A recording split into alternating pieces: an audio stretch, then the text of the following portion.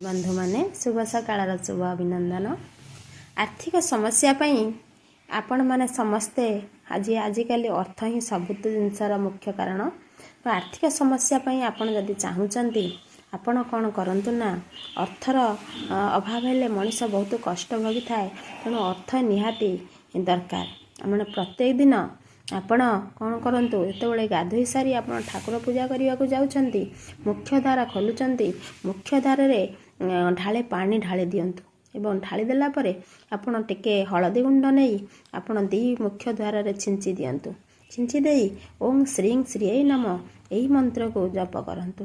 देखिबे आपणकर जेते आर्थिक समस्या थिबो ताहा दुरुहित होई जिवो एवं आपण माने सुख समृद्धि रे भरि जिवे।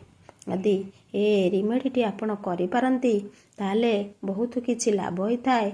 आर्थिक समस्या रु आपण बाहरी थांती एवं अर्थर आगमन होता है एवं माँ महालक्ष्मी मध्य आपण को कृपा करथांती।